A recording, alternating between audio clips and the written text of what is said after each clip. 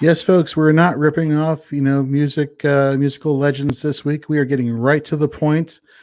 Dave, whenever we've been doing our intros on our pod, we've been playing some awesome classics, but not this week because I don't want the censors to censor this pod because we have a very special guest on the show.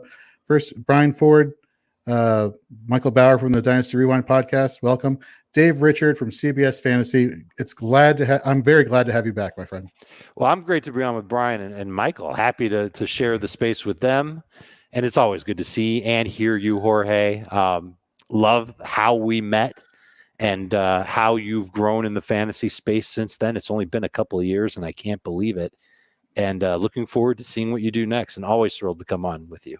Thank you very much. You could, of course, in the people in the world that have no idea who Dave Richard is, which I think is none, because I think everybody should know who Dave Richard is. He is a fantasy football analyst over at CBS Fantasy, co-host of the CBS Fantasy Football Today podcast. Love your most recent episode where you talked about bold predictions involving Tyler Boyd, Marquise Brown, Josh Jacobs. All you 4A fans out there, you should go and download that podcast because I thought that one, I didn't actually think that was very bold. I thought that was actually probably more true to form than anything else. So a little teaser there. And check out all of their work over at CBS Fantasy. They've been doing mock drafts like crazy on live streams. Yesterday, they did a mock draft where they were looking at Scott Fishbowl settings with Scott Fish. I believe he was joining you also. He was in the draft. It's the funniest thing, Jorge. Like when he got sniped on picks, and you think of Scott as like this really kind, generous, sweet guy. And he'd get sniped, and he was like, "Oh!" Like it was almost like a Saturday Night Live skit where, this sweet, wonderful person like turns into the Incredible Hulk for about 3 seconds because he doesn't get his guy in a fantasy draft. So he's just like us. It's amazing. We're all the same way. I tend to keep my Hulk inside when I'm drafting because I don't like to give people the satisfaction of knowing that they snipe me. I don't want them to know that there's a player I like on their team because then they're going to try and trade him to me at some point. So I keep that inside me, but Scott had no problem. And it wasn't just like round 2 he gets sniped. Round 4 I took Giovanni Bernard in like round 38, and he goes, "Oh." Wow. Bernard. It was hysterical. He's a great guy, and what he's done for the fantasy community is just legendary. Well, with what Scott Fishbowl represents and charities that are involved, Fantasy Cares, inspired us to do our own charity fantasy football tournament, which we'll be sending out invites to pretty soon. He's a great guy. I think he won the FSGA award for Humanitarian of the Year or something along those lines. I'm waiting for the Nobel Peace Prize. That's got to be next for Scott. And you know what? He kind of deserves it. Right. He's taken this whole industry full of, football dweebs and geeks and turned it into a legit charitable cause. Absolutely. So there's one thing that we do here at Fourth and Frames whenever we have a new guest, and I'm emphasizing new guest because you're not a new guest. You were here with us last year. Yep. And last year I failed to do a very important thing, which was introduce you, but also let the fans out there get to know you a little bit more. So we have a few questions I'm just going to throw at you. Let's start off with how long you've been covering fantasy football for. Today was my 3rd day at the office. It was great. I figured out where the copy machine was. Nice. I've been working with CBS since 2000. So I'm on year 21 with CBS, and I've been on the fantasy side since I started there in 2005. So this is year 16, 17, somewhere in there. There are people out there who can legally drink that are literally younger than the time I've spent working at CBS. So it's something. That is something. Well, during your time there, look, you do a lot of work. You had your most recent article where you're looking at younger rookie prospects that could potentially have fantasy value. I think it came out like 7 days ago or so. Mm-hmm. And you do obviously a lot of podcasting work. When I first started listening to fantasy football podcasts, yours is like the first one I listened to. Obviously, that's how I became a huge fan of you and everybody at CBS. But I have to ask you, which do you enjoy more, podcasting or writing? It's a tough call, Jorge. I really enjoy doing both. I love the spontaneity of the podcast, though on occasion I find myself struggling to truly express how I feel. Whereas when I write, I can always edit and tweak and find the right word and find the right way to get a point across. So I really like both, but I think the spontaneity and the camaraderie I have with the fellas on our podcast make that a little bit better than writing, because writing is a solo deal. Brian, what were your thoughts on that for a second? Yeah, I think I kind of prefer writing a little bit, precisely because you can take the time to do researching more. You're not trying to do it off the cuff, and you can edit and find the right word and proofread and go back again and do. I think I enjoy that a little more. Yeah. Same with you, Michael Bauer. Are you a podcaster first? I absolutely hate writing, Jorge, as you could tell, because I owe you an article still from like Oh months man. ago. I could just express myself better vocally, and sometimes I may say things in a written piece that sound hot takey, but if I have a chance to explain myself vocally, which I could do better than with the written word, it doesn't sound as crazy, but it still might be. So podcasting all the way for me. So speaking of podcasting and writing and content creating in the fantasy football community, let's face it, it's June. We're putting out fantasy football content. A lot of us are. And it's mostly being seen by fellow fantasy football content creators. And so, Dave, as a content creator yourself, what are some challenges or advice you may have for aspiring, people in this fantasy industry that are trying to, I don't want to say make it, because that's subjective. What does making it mean? It could mean a number of things, Right? But just getting your name out there and your foot in the door, I guess, would be getting noticed, right? Right. I think it's just trying to be different and trying to come up with a different way to serve up fantasy football information and content. We all know somebody that's come up with a different way. Bob Lung with the consistency rankings, for example. Mike Clay helped come up with ADOT once upon a time. It's tough to come up with something certainly that sticks, but also just something that you're kind of innovating with. And it doesn't have to be something in a big way. It can be a little thing, just you come up with a combination of a stat. Jacob Gibbs, who works on Sportsline, came up with, I think it was targets per route run, or I think that was it, to give an idea of just how often a guy was targeted when he actually ran a route. And it was something that I hadn't seen before, and I thought it was kind of interesting. This offseason, I spent a lot of time projecting every single defense to try to get an idea of which defenses were going to be really good and which defenses might regress or continue to suck. And then I plugged that into the NFL schedule, and I came up with a ranking of everybody's position-specific strength of schedule based on my projections. So, wow. I mean, that's my attempt to try and do it. And you've got to try and be innovative and creative and just take an idea and think about it for a little while and then decide, what, I'm going to go for it and see where it leads. Adam Azer, the host of our Fantasy Football Today podcast, tried to come up with an idea where he would multiply, I think it was multiply, not add. He would multiply the number of fantasy points a player got by the start percentage he had. And he thought that could give him some sort of information that could be helpful in fantasy, but as it turns out, it was just him doing math. And he wasn't able to come up with anything that was necessarily substantial. The trade chart is another example. Over a decade ago, I came up with a way to make trades seem a little more fair. And it was done to help people actually make trades, because it feels like maybe only 25% of people in the fantasy space really enjoy making trades. And then there's like 50%. There's another 25% that just, they're indifferent to it, but 50% that are like scared to make a trade. They don't want to get ripped off. And now here's this chart that tells you, well, if you're getting as many points for player A as for player B who you're giving up, it's a fair deal. And it helped consummate more trades. So I thought that helped. But that's really the name of the game, is just coming up with something that helps people play fantasy with more confidence. That's it. Nice. That's all you got to do. And if you can come up with that and you do it enough, you're going to be more than just noticed. You'll be popular.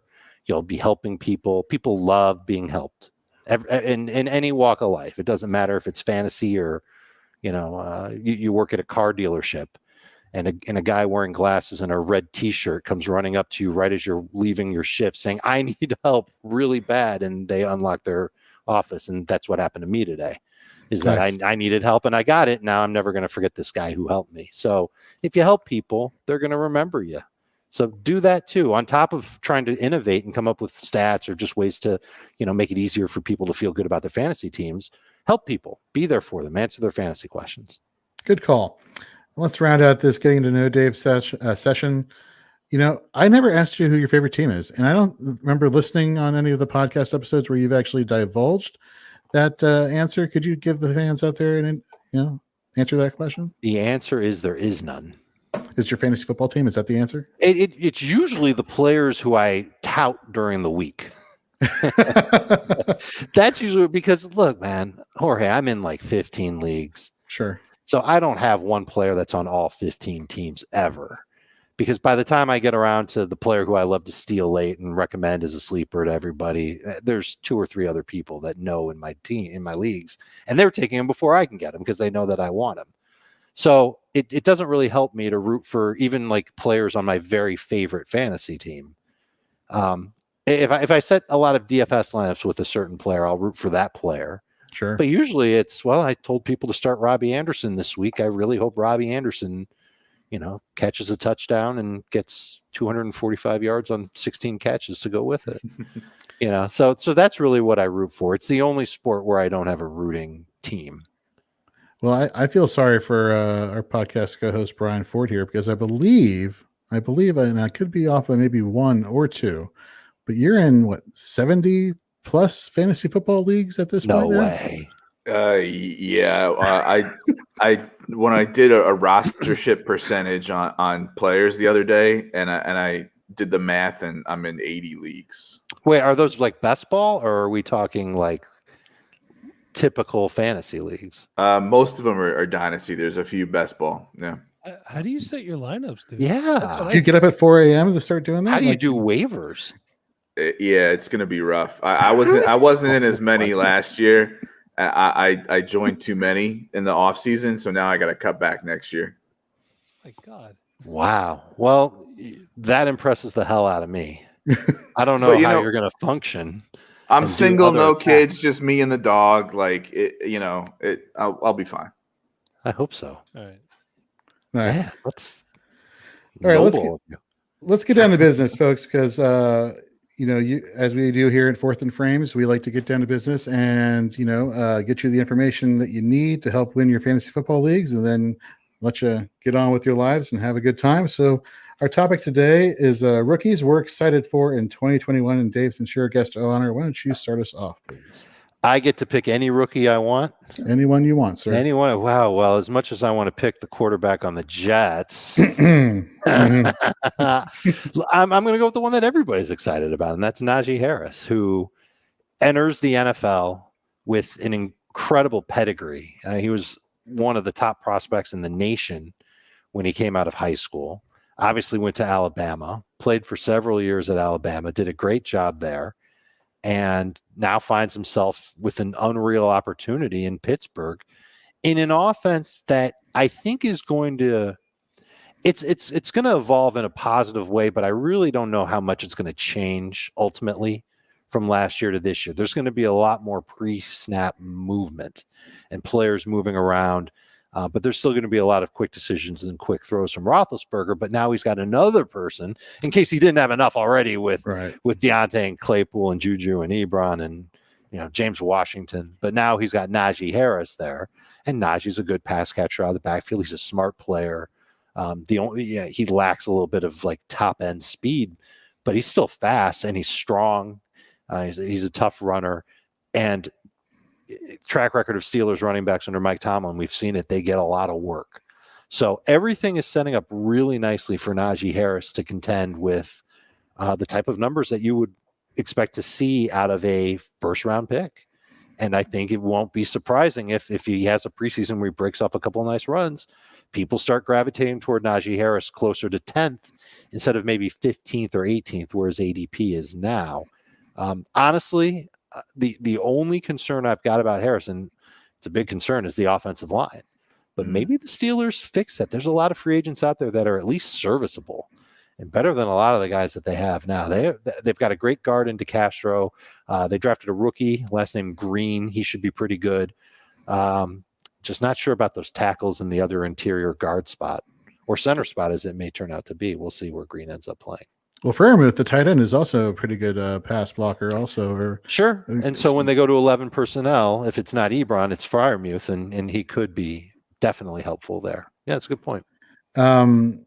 Would you take him in the first round of your redraft league this year? Non-PPR, absolutely. I'll take him toward the end of I'm taking all running backs in the first round. My top 12 in non-PPR is 100% running back. PPR is a much different story. I'd be a little more nervous to take him in the first round there. I think he'd be closer to 15. Gotcha. All right, Michael Bauer, you've been too quiet. Let's get you on. Yeah. Who do you have as a rookie here? By the way, Dave, let me personally introduce you to Michael Bauer. He's the host of the Dynasty Rewind podcast. He does great stuff. Definitely recommend checking him out. All right, Mike, what do you got? So, Dave, I do things a little bit differently, and this is not to say that anyone else's process is wrong. But you're not going to hear me talk about Jamar Chase. You're not going to hear me talk about Trevor Lawrence. These guys have been beaten to death already. Sure. So obviously they're not going to be there. And if you're in a really, really deep league, you might want to look at a guy like Cornell Powell, who's a wide receiver for the Kansas City Chiefs, played at the University of Clemson.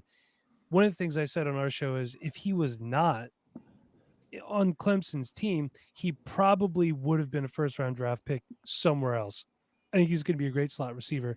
I don't think the Chiefs necessarily have a skill set at wide receiver like him. He's a little bit bigger than Tyreek Hill. He's strong.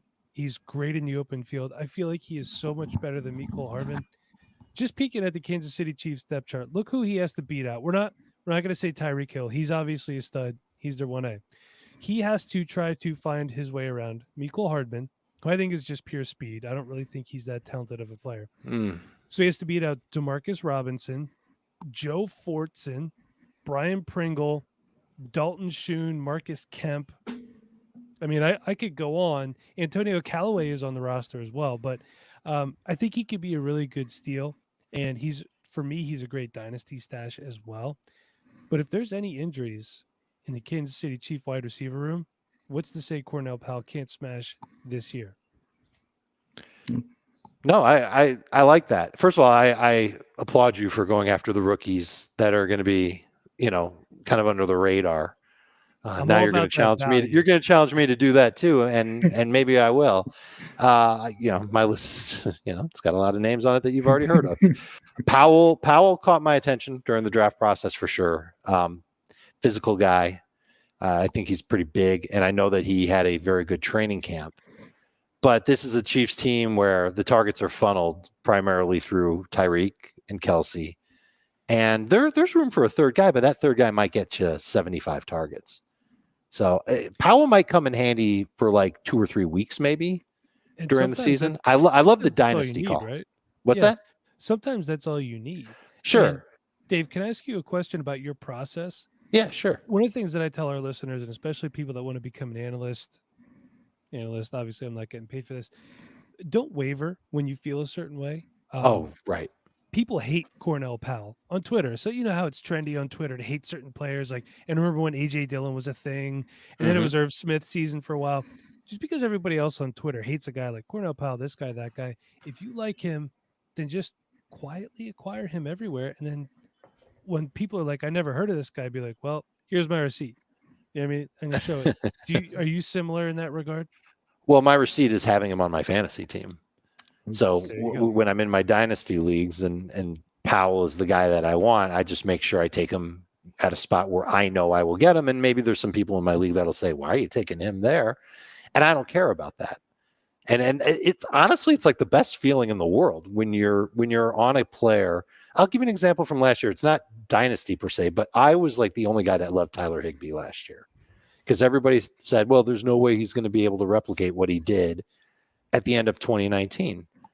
But I liked what I saw on film from him. And I thought to myself, well, Jared Goff had some really good games, and Higbee was the difference in those games. And Sean McVay's got to notice that, and he's got to use Higbee. And sure enough, in week 2 last year, Higbee caught 3 touchdowns. I remember thinking after that game, I did it. I got it. Higbee is going to be the breakout tight end of the year, and he's going to continue to smash for the Rams. No, he didn't. He was absolutely miserable. And I know that part of the process, the results part, sucked. But I really enjoyed and embraced being on that island. So again, commending you for being on Cornell Powell Island. And I do think the long-term potential for him in Kansas City it could be pretty good. He's a good receiver. He's a good, solid receiver who can end up being that number 2 guy for them in time. Brian Ford, who do you got for us tonight? Well, there's a bunch of names that I was thinking about, and as a fellow, mostly dynasty guy, going through,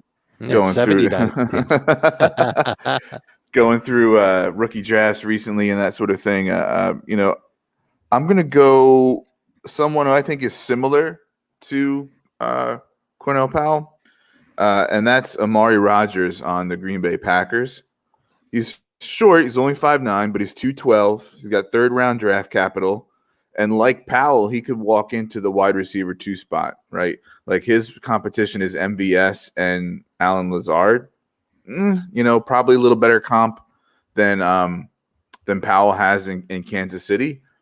But after Devontae Adams and Aaron Rodgers, I think there's targets to be had, and I think he could be somebody who surprises some people. Nice. Well, I'm going to go with mine next, and Dave alluded to him a little bit earlier.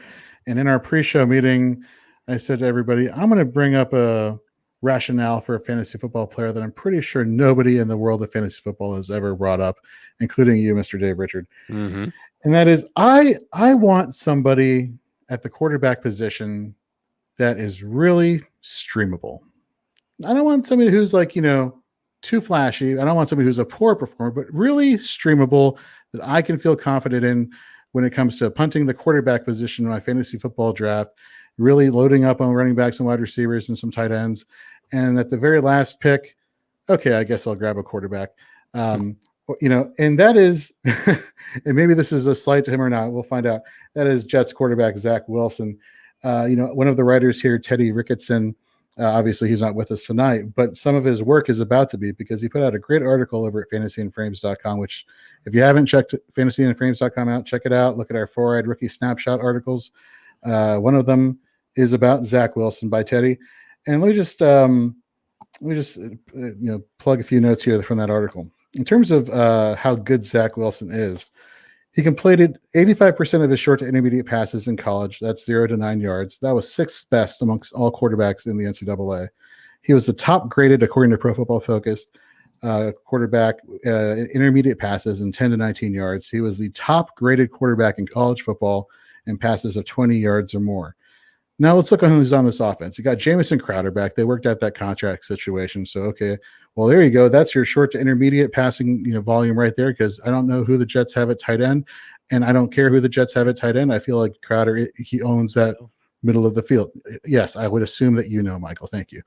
Kenny Yeboah. Draft Kenny Yeboah late. Sorry, I had to say that. I'm sure you did. Corey Davis, and yes, people can shrug their shoulders and be like, "Oh, it's Corey Davis. He had like the breakout year last year." Okay, well, he had the breakout year last year. Maybe it just took him some time. He was the 8th best wide receiver when it came to yards after the catch on deep passing plays. You look at the running backs, which if we have time, we'll get to a little bit later. Look, it's a San Francisco offense. You got Mike LaFleur coming over there as the offensive coordinator. It really doesn't matter who's at running back for the Jets. These guys are going to have to be able to catch the ball as well as run the ball.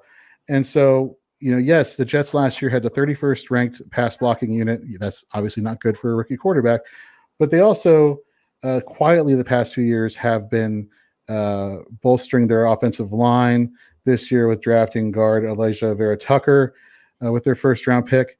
So things are starting to come together. A lot of the Jets running backs, also going back to them for a second, they're actually pretty good at pass blocking also, which, obviously the better you are as a running back being a pass blocker, especially with a rookie quarterback back there and a shaky O-line, the more likely you are going to be on the field. What does this all mean? For this San Francisco offense, and everything I was just rattling off as far as Zach Wilson's metrics, he seems like a good facilitator with the ball, kind of similar to what they had in San Francisco with Jimmy Garoppolo. He didn't do anything flashy, but he was good at matriculating the ball down the field, as it were, and getting those playmakers those points, which in turn gets you fantasy points. But based off his college stats, he's even better when it comes to efficiency and accuracy. This guy, like Brian, you said earlier, he has an arm. So I could definitely, and let's face it, the Jets probably are not going to be winning the division this year. I don't know if that's a hot take or not. But what does that translate to? That translates into more time, more garbage time. And with this caliber of quarterback, I could see him being very, and again, this is probably a slight, Blake Bortle-ish when it comes to being a good streaming option from week to week. So I'm excited for Zach Wilson and his upside, especially this year. I'm curious about Zach Wilson, and I think his style is a good fit for what that offense is going to be, which is going to be what I imagine is a duplicate of what they've got in San Francisco. So that means a lot of movement around and out of the pocket. He'll give them a rushing presence on top of it, though he won't be anything like what Justin Fields or Trey Lance or Lamar Jackson or Josh Allen or Kyle Murray or any of those guys are going to be, but it'll give him something there. And they've got a lot of pass catchers that I think have good agility and are good at like finding ways to get open. I think Elijah Moore is one of those guys. He's one of the rookies that I would highlight. Jamison Crowder is one of those guys. And I think that'll help. I think that'll help Wilson. I think the running backs catching the football out of the backfield, that'll help Wilson. What'll hurt Wilson is he's being pressed into action. They don't have a veteran running back to put behind him if they want, or to put in front of him if they wanted to. They don't have that. He's playing week one. I'm also concerned about the offensive line. He had a great offensive line at BYU. And this offensive line now for the Jets, well, Vera Tucker should be good. Becton should be amazing. The rest of the line is kind of a question mark. And the competition is a step up too. BYU played a lot of, Division I college football teams, but this ain't Division I, and it wasn't even the best division in Division I that he played against. So he's got his flaws. And I would imagine that a lot of this year will be kind of a struggle for him. But in time, he could end up being a pretty good quarterback once they've got more pieces around him. So you bring up a lot of good points here. And I guess my counter to that would be and I'm sure it's something that all fantasy football analysts, they run into on a daily basis, is like knowing where to separate real football performance from fantasy football performance. And everything you're saying screams to me like real football performance, probably going to have his ups and downs. But for fantasy purposes, I'm curious where your thoughts are as far as him, like I was alluding to earlier, being a streamable asset if he's getting all this garbage time passing volume based off of the talent he's bringing from his college days. So the problem is that he's playing a position that's pretty deep. I think we could all agree that quarterback is a position where there's a lot of really interesting names and guys that are going to fall not just to the late rounds on draft day. They might not get picked on draft day. And when it comes to streaming, a Derek Carr versus a Zach Wilson, do you have the stones to go with Wilson over Carr or Baker or Cam Newton to begin the season? The schedule is also going to matter. When do the Jets have easy matchups where Zach Wilson is going to be more appealing, or is it going to be a tough schedule for the Jets? You're never going to feel good using him against the Patriots. I think that's who he plays very early on. I think it's week 2. He's got them. So there's definitely a lot in there that makes me nervous. And there's a lot of, well, I don't have to use him because this guy's there or that guy's there. I think what you're looking at, Jorge, is maybe in a super flex or a 2 quarterback league, making Zach Wilson your number 3 quarterback. That sounds like a great plan. Where maybe you take one quarterback early, then you take another one in the middle rounds, and then there won't be a rush for Zach Wilson. People are going to chase. Maybe with you there will. But I mean, how many other people here, even on this podcast, show of hands, who would consider taking Zach Wilson before round 10 in a super flex league? In a startup? Redraft. Oh, stop it. You're not going to. I fully admit I'm on the lone island here. I mean, if there was like a major run on quarterbacks, which there's always that possibility in a super flex, I could see it happening. If it's a single quarterback, Absolutely not. If it's single quarterback, I probably won't even take a chance on him in redraft, to be honest. Well, again, I'm not saying so much drafting, but as being a good streamable asset from week to week. Okay. Since we're coming close on time here, because we do like to keep things short and sweet, Dave, why don't you round us out with just one more rookie that you are really impressed about, that all the Four-Eyed fans and CBS fans and all the fans out there in fantasy football should know about? And I'm not going to go to the deep rounds. I'm just going to tip my Sure. cap to Devontae Smith and Okay. go with him as someone who you can draft as a wide receiver 3, but in a PPR, don't be surprised if he finishes as a wide receiver 2. He's got incredible technique. He's NFL ready. The thing that everybody knocks him for is his weight, but he's got a good catch radius, and as long as his body can hold up, which I think he's got a pretty good chance of doing. I mean, he held up pretty well at Alabama. I think he will help make Jalen Hurts look good, and I think he's part of the formula to help break out quarterbacks. I feel like quarterbacks need reliable mid-range targets and better accuracy from the year prior. They need better protection up front. They need a fresh face at wide receiver. Smith covers 2 of those 3 things. I don't think Smith is going to do much blocking with the offensive line, but I think he's going to help pad those stats for Jalen Hurts, and at the same time be a candidate for maybe as many as 70 catches as a rookie. It's a nice number to go after. Maybe he can get you over 900 yards, 5-6 touchdowns on top of that. Maybe, I don't know if that's enough to make a top 24 finish, but close to it. And someone who could be very useful in fantasy, and someone who's already got the talent. All he needs is just the target share, and I think he's going to get it. I think he's going to be the number 1 target in Philly pretty quickly. You don't think Travis Fulgham's going to have a resurgence from his little? Yeah. Call me crazy. I don't think Greg Ward's going to do it either. I think this is going to be a show dominated by Smith and Rager and Goddard, but I'm not as high on Goddard as other people are. He's kind of my number 7 tight end by default. I don't know. I'm looking for a tight end to knock Goddard off that perch. Nice. Because I did not see, he did not have a high target share with Hurts when Hurts played. Didn't average even 6 targets per game with him. Didn't have any red zone targets from Hurts. I know that's going to change. Of course, Hurts is going to look for him in the red zone, but I think that Smith is really going to come in and impact the rest of those guys in Philly. Well, Dave, you've been dropping knowledge on us and everybody all show long. I'm going to start calling you Fantasy Football Yoda from now on, because you're just a plethora of information. That's going to do it for this episode of Fourth and Frames. Dave, Richard, thank you so much for coming on and talking football with us. We appreciate it. Mike Bauer, great having you on as always. Brian Ford, great guy. Everybody head over to fantasyandframes.com. Check out all of our work, all of our articles. And we'll see you next week, folks. We're going to be doing a little Scott Fishbowl draft strategy session next Wednesday. So come back to Fourth and Frames for that. And so for Dave, for Mike, for Brian, I'm Jorge. We'll catch you later, folks.